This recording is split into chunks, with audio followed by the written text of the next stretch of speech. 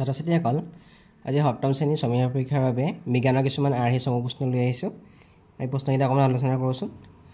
প্ৰথম প্ৰশ্ন সুধিছে মাটিৰ কোনটো স্তৰত হিউমাছ পোৱা যায়? অপশ্যন দিয়া আছে এ নম্বৰটো দিয়া আছে শৈলসং স্তৰ, মধ্য তৰফ, শীৰ্ষ মৃত্তিকা। মাটিৰ একেবাৰে ওপৰৰ তৰফটো হ'ল শীৰ্ষ মৃত্তিকা আৰু এই অংশতে হিউমাছ পোৱা যায়। গতিকে চি নম্বৰটো হ'ব ইয়াৰ শুদ্ধ উত্তৰ। ২ নম্বৰ প্ৰশ্ন তলৰ কোনটো অশুদ্ধ? দুমোজা মাটিত হিউমাছ নাথাকে।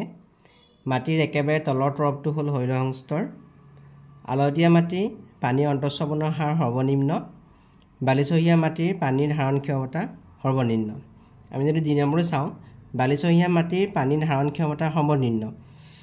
বালিচহীয়া মাটিয়ে বেছি দেৰি পানী ধৰি ৰাখিব নোৱাৰে, গতিকে ইয়াৰ ধাৰণ ক্ষমতা সৰ্বনিম্ন, গতিকে এইটো হ'ল শুদ্ধ। আলতীয়া মাটিৰ পানী অন্তঃস্ৰৱণৰ হাৰ সৰ্বনিম্ন। আলতীয়া মাটিয়ে পানী শুহি ল'ব নোৱাৰে, গতিকে ইয়াৰ মানটো হ'ল সৰ্বনিম্ন, গতিকে এইটো শুদ্ধ। মাটিৰ একেবাৰে তলৰ তৰফটো হ'ল শৈলসং স্তৰ। মাটিৰ একেবাৰে তলৰ তৰফটো হ'ল শৈলসং স্তৰ, এইটো শুদ্ধ।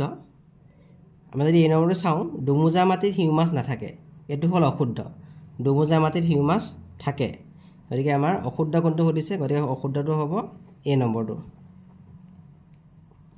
৩ নম্বৰ প্ৰশ্ন মাটিৰ নমুনাৰ মাজেৰে 200 মিলিলিটাৰ পানী অন্তঃস্ৰৱণ হ'বলৈ 40 মিনিট সময় লাগে। পানীৰ অন্তঃস্ৰৱণৰ হাৰটো হ'ব, আমাক পানী দিয়া আছে 200 মিলিলিটাৰ আৰু সময় লাগে 40 মিনিট কৈছে, গতিকে অন্তঃস্ৰৱণৰ হাৰ হ'ব 200 মিলিলিটাৰ 40 মিনিট। এইটো কৰিলে হ'ব, আমি যদি 40 200 কাটি থাকিব 5, তাৰমানে অন্তঃস্ৰৱণৰ হাৰ হ'ব 5 মিলিলিটাৰ প্ৰতি মিনিট। এতিয়া শুদ্ধ উত্তৰটো হ'ব আমাৰ বি নম্বৰটো, 5 মিলিলিটাৰ প্ৰতি মিনিট শুদ্ধ হ'ব, অন্তঃস্ৰৱণৰ হাৰ হ'ব। 4 নম্বৰ প্ৰশ্ন গ্ৰীষ্মমণ্ডলীয় অঞ্চলৰ বৰ্ণনা দিবৰ বাবে আটাইতকৈ কোনটো শুদ্ধ, কোনটো ভাল? গ্ৰীষ্মমণ্ডলীয় অঞ্চলৰ বৰ্ণনা দিবৰ বাবে তলৰ আটাইতকৈ কোনটো ভাল? গৰম আৰু আৰ্দ্ৰ, মধ্যমীয়া উষ্ণতা, প্ৰচুৰ বৃষ্টিপাত, ঠাণ্ডা আৰু আৰ্দ্ৰ, গৰম আৰু শুকান। গ্ৰীষ্মমণ্ডলীয় অঞ্চলৰ বৰ্ণনা দিবৰ বাবে আটাইতকৈ মধ্যমীয়া উষ্ণতা আৰু প্ৰচুৰ বৃষ্টিপাত, এইটো হ'ল ভাল, গতিকে বি নম্বৰটো আমাৰ শুদ্ধ অপশ্যন। 5 নম্বৰ প্ৰশ্ন সুদীৰ্ঘ সময় ধৰি লোৱা বতৰৰ গড়ক বোলা হয় উষ্ণতা, জলবায়ু, আৰ্দ্ৰতা। সুদীৰ্ঘ সময় ধৰি লোৱা বতৰৰ গড়ক বোলা হয় জলবায়ু। বি নম্বৰটো ইয়াৰ শুদ্ধ উত্তৰ। 6 নম্বৰ প্ৰশ্ন তলৰ কোনখন ঠাই জলবায়ু গৰম আৰু সেমেকা? ৰাজস্থান, কেৰেলা, জম্মু আৰু কাশ্মীৰ। ইয়াৰ জলবায়ু গৰম আৰু সেমেকা বুলি কৈছে, গতিকে ইয়াৰ শুদ্ধ অপশ্যনটো হ'ব বি, কেৰেলা জলবায়ু গৰম আৰু সেমেকা। 7 নম্বৰ প্ৰশ্ন পৃথিৱীৰ উপৰিভাগৰ প্ৰায় কিমান শতাংশ বৰ্ষাৰণ্য অঞ্চলে আগুৰি আছে? ইয়াৰ শুদ্ধ অপশ্যনটো হ'ব 6%। পৃথিৱীৰ উপৰিভাগৰ প্ৰায় 6% বৰ্ষাৰণ্য অঞ্চলে আগুৰি আছে। 8 নম্বৰ প্ৰশ্ন তলৰ কোনটো গ্ৰীষ্মমণ্ডলীয় বৰ্ষাৰণ্য অঞ্চলৰ প্ৰাণীৰ বৈশিষ্ট্য নহয়? শক্তিশালী নেজ, ভৰিৰ পতাত আঠাজাতীয় আৱৰণ, বগা নোমযুক্ত ছাল, দীঘল আৰু ডাঙৰ ঠোঁট। ইয়াত শক্তিশালী নেজ গ্ৰীষ্মমণ্ডলীয় বৰ্ষাৰণ্য অঞ্চলৰ প্ৰাণীৰ বৈশিষ্ট্য হয়। ভৰিৰ পতাত আঠাজাতীয় আৱৰণ এইটো বৰ্ষাৰণ্য অঞ্চলৰ প্ৰাণীৰ বৈশিষ্ট্য হয়। দীঘল আৰু ডাঙৰ ঠোঁট এইটো বৰ্ষাৰণ্য অঞ্চলৰ প্ৰাণীৰ বৈশিষ্ট্য হয়, কিন্তু নহয় কোনটো সুধিছে বগা নোমযুক্ত ছাল, এইটো আমাৰ গ্ৰীষ্মমণ্ডলীয় বৰ্ষাৰণ্য অঞ্চলৰ প্ৰাণীৰ বৈশিষ্ট্য নহয়, গতিকে ইয়াৰ শুদ্ধ অপশ্যনটো হ'ব অপশ্যন চি। 9 নম্বৰ প্ৰশ্ন দুটা স্থানৰ মাজৰ দূৰত্ব 240 কিলোমিটাৰ। এখন ৰেলে এই দূৰত্ব অতিক্ৰম কৰিবলৈ 4 ঘণ্টা সময় লয়, গতিকে ৰেলখনৰ দ্ৰুতি হ'ব 240 কিলোমিটাৰ দূৰত্ব আছে আৰু সময় লয় 4 ঘণ্টা, গতিকে ৰেলখনৰ দ্ৰুতি হ'ব, আমি 240ক 4 হৰণ কৰিম কিলোমিটাৰ প্ৰতি ঘণ্টা, 4 আমি 240ক হৰণ কৰিলে হ'ব 60, এইটো ৰেলখনৰ দ্ৰুতি হ'ব 60 কিলোমিটাৰ প্ৰতি, গতিকে ইয়াৰ শুদ্ধ অপশ্যন হ'ব অপশ্যন চি, 60 কিলোমিটাৰ প্ৰতি ঘণ্টা 10 নম্বৰ প্ৰশ্ন তলৰ কোনটো শুদ্ধ দুমোজা মাটিত হিউমাছ নাথাকে সময়ৰ মৌলিক একক মিনিট পাতৰ পৰা সাৰ প্ৰস্তুত হোৱাৰ এটা ভৌতিক পৰিৱৰ্তন প্ৰত্যেক বস্তুৱে ধ্ৰুৱক দ্ৰুতিৰে গতি কৰে আমি যদি প্ৰথমটো চাওঁ দুমোজা মাটিত হিউমাছ নাথাকে এটো হ'ল অশুদ্ধ দুমোজা মাটিত হিউমাছ থাকে সময়ৰ মৌলিক একক মিনিট এটো অশুদ্ধ সময়ৰ মৌলিক একক হ'ল সেকেন্ড পাতৰ পৰা সাৰ প্ৰস্তুত হোৱাৰ এটা ভৌতিক পৰিৱৰ্তন এটো অশুদ্ধ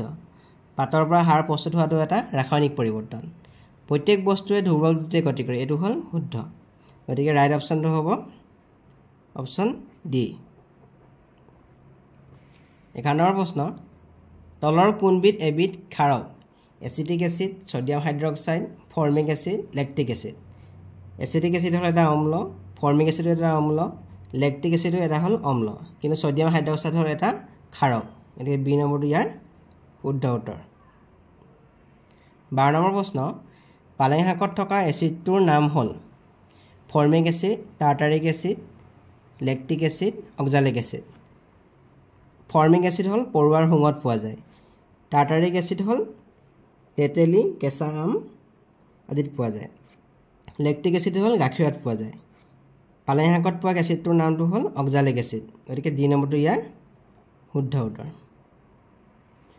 13 নম্বৰ প্ৰশ্ন আমাৰ পাকস্থলীত থকা এসিডটোৰ নাম hydrochloric acid lactic acid oxalic acid আমাৰ পাকস্থলীত আমি পাওঁ হাইড্ৰক্লোৰিক এসিড গতিকে এ নম্বৰটো ইয়াৰ শুদ্ধ উত্তৰ 14 নম্বৰ প্ৰশ্ন মেগনেছিয়া দুগ্ধ হ'ল অম্ল ক্ষাৰ প্ৰাকৃতিক সূচক মেগনেছিয়া দুগ্ধ মিল্ক অফ মেগনেছিয়া বুলি কোৱা হয় হ'ল এটা হ'ল ক্ষাৰক গতিকে বি নম্বৰটো ইয়াৰ শুদ্ধ অপচন 15 নম্বৰ প্ৰশ্ন স্নেহ পদাৰ্থ সম্পূৰ্ণৰূপে হজম হয় পাকস্থলীত মুখত ক্ষুদ্ৰান্তত বৃহদান্তত স্নেহ পদাৰ্থ সম্পূৰ্ণৰূপে হজম হয় ক্ষুদ্ৰান্তত চি নম্বৰটো ইয়াৰ শুদ্ধ উত্তৰ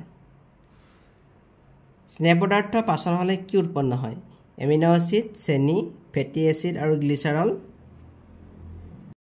ইয়াৰ শুদ্ধ অপচনটো হ'ব স্নেহ পদাৰ্থ সম্পূৰ্ণৰূপে পাচন হ'লে ফেটি এচিড আৰু গ্লিচাৰল উৎপন্ন হয় চি নম্বৰটো ইয়াৰ শুদ্ধ উত্তৰ 17 নম্বৰ প্ৰশ্ন পিত্তৰস ক'ত নিঃসৰণ হয় ক্ষুদ্ৰান্তত যকৃত লালতী গ্ৰন্থিত বৃহদান্তত